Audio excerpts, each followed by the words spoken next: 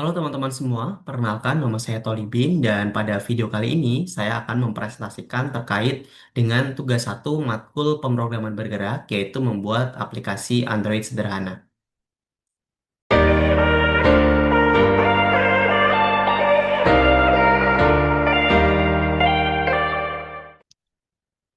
Mungkin sebelum saya running kodenya, saya akan membahas sedikit tentang Android Manifest.xml ya. Ini adalah sebuah file yang pertama dibaca oleh sistem Android sebelum membuka file lainnya. Nah, di sini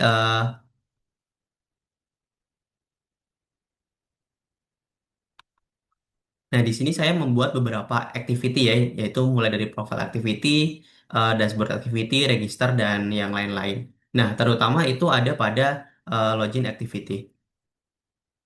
Nah, di dalam login activity ini terdapat intent filter ya, yaitu ada main dan juga launcher yang beratribut Android Exporter itu true. Nah, hal ini bertujuan agar saat aplikasi pertama dibuka, nantinya untuk activity login activity ini akan dibuka pertama kali. Nah, mungkin untuk kita mengeceknya, kita bisa langsung running codenya ya.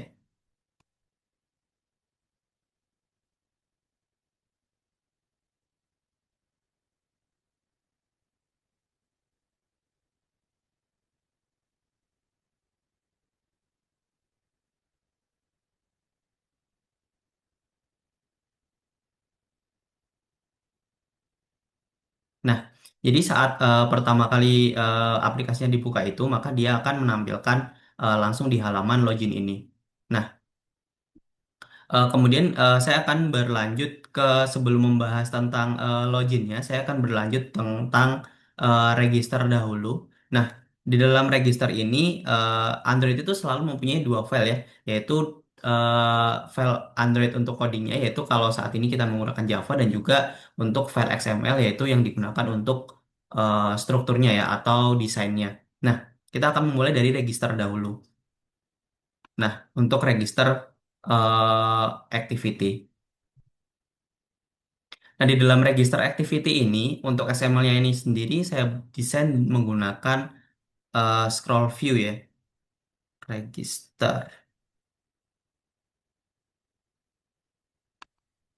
Nah, untuk register sendiri ini dibungkus dengan scroll view, yang mana nantinya eh, akan mencegah error ya saat layout itu terpotong jika keyboard itu muncul menutupi layar.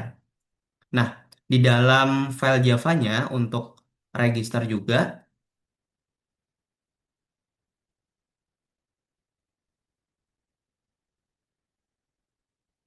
ini menerapkan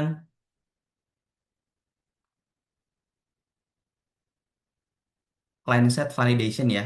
Nah, misalkan saat nanti kita register itu ada file kosong yang kita isi, maka nantinya dia akan dipotong menggunakan field trim ini. Nah, namun jika misalkan dia itu tidak diisi gitu ya, nanti dia akan menampilkan jika nama is empty atau mungkin field-field yang kita isi itu kosong, maka dia akan set error. Jadi misalkan nama lengkap tidak boleh kosong. Nah, nantinya kursornya itu akan berpindah ke eh, field tersebut dan akan menampilkan warna merah.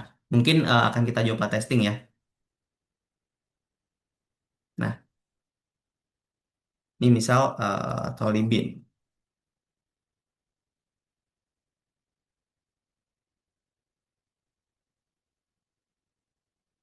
Nah, misal kita tidak mengisi passwordnya. Nah, saat kita klik daftar, maka dia akan menampilkan password tidak boleh kosong sesuai dengan set error yang sudah kita set di codingnya. Nah, misal contoh seperti ini. Nah, untuk validasi daftar sekarangnya ini, maka dia tidak akan bisa disimpan dahulu ya. Dia hanya cuma menampilkan log di mana pendaftaran berhasil atau silakan login.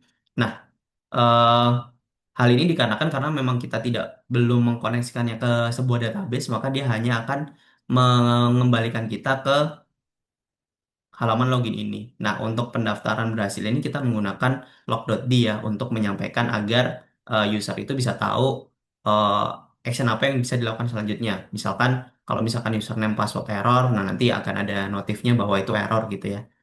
Nah, itu adalah fungsi dari log.d-nya tadi. Nah, untuk login activity dan juga activity login ini, nah ini adalah tampilan dari layar login ya. File Java ini memanggil desain XML-nya menggunakan perintah set content view. Nah, ini set content view lah, maka dia akan memanggil dari file XML yang sudah kita buat atau desain ininya ya, desain field-fieldnya ini. Nah, nanti dia akan divalidasi menggunakan find view by ID di codingnya ini. Jadi nanti di file XML-nya itu pasti kita akan membuat input username, input password, button login dan juga button ke register. Nah, saat button login ini diklik, nantinya di sini saya juga menambahkan validasi sederhana ya. Validasi sederhana jika username-nya itu Arif dan passwordnya 12345, maka dia akan menampilkan log.d yang seperti saya info sebelumnya, tampilan pop-up itu, dia akan menampilkan login berhasil untuk user tersebut. Nah, namun kalau misalkan nanti dia salah, maka dia akan menampilkan login gagal atau user password salah. Nah, saat login juga berhasil, dia menggunakan intent ya untuk membawa datanya. Untuk membawa datanya itu, maka dia menggunakan intent juga.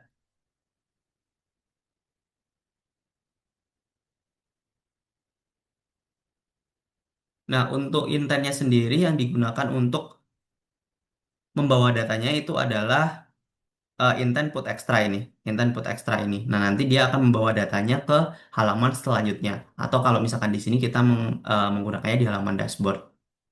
Nah, ini misal kita contoh salah dulu ya. Nah, maka dia akan menampilkan username atau password salah. Nah, kalau misalkan benar,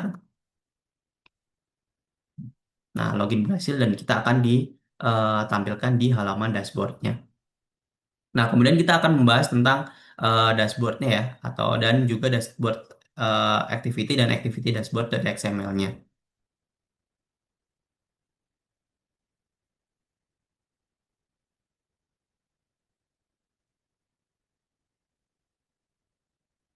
Nah, untuk di dashboard activity dashboard XML-nya ini, dia dibungkus menggunakan relative layout ya. Nah, relative layout ini sebagai wadah utama komponen, komponen bottom navigation view. Nah, ini komponen menu ini, eh, agar menu ini tetap di bawah ya dan tidak kemana-mana, dibungkus menggunakan relative layout. Nah, untuk bottom navigation view-nya ini bernilai true, nantinya biar dia tidak berpindah-pindah walaupun kita berpindah-pindah menu. Tetap di bawah gitu ya, konsisten. Nah, nantinya ini juga di dalam sini dia akan menangkap data yang kita lempar dari form login tadi.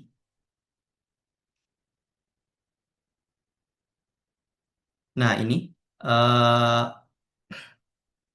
intent login, get intent. Nah, intent login has extra ini nanti dia akan menangkap nama user, makanya saat kita login, tadi yang datanya sudah dilempar kemudian menggunakan put extra, nanti dia akan muncul di sini.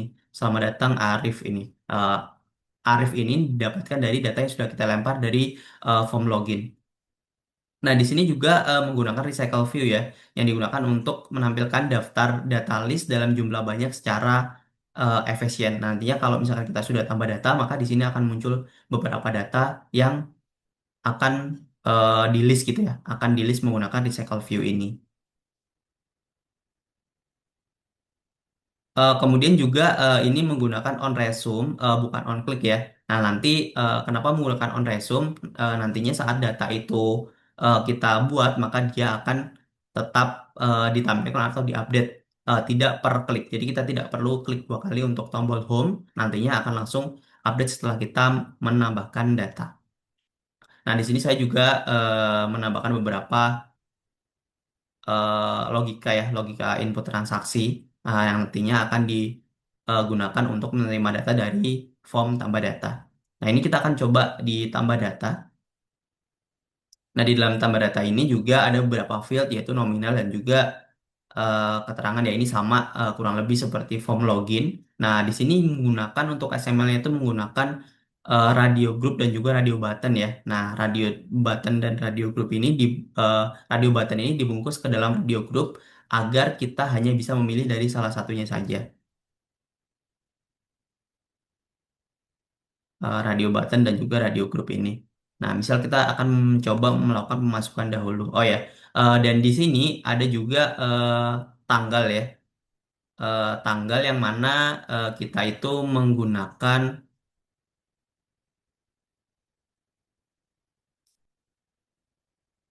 tambah data activity.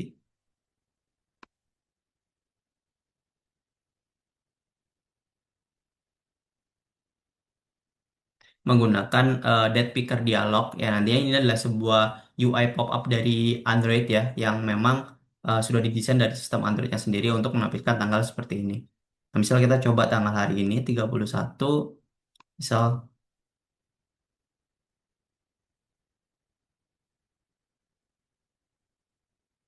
misalnya 1.000 gaji pemasukan. Nah, nanti saat kita simpan data, maka dia akan menampilkan list view seperti ini. Gaji 100.000. Nah, kalau misalkan kita tambah data pengeluaran lagi, ini juga nantinya akan bisa berkurang.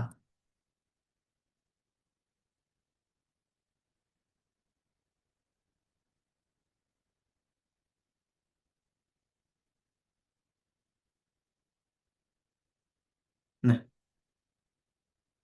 kurang lebih seperti ini untuk dari sisi UI-nya ya.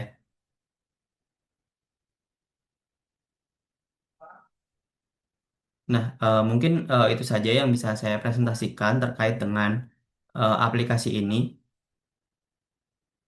Terima kasih buat teman-teman semua yang sudah memperhatikan videonya dan menyimak videonya sampai akhir. Sampai ketemu di video-video berikutnya. Terima kasih.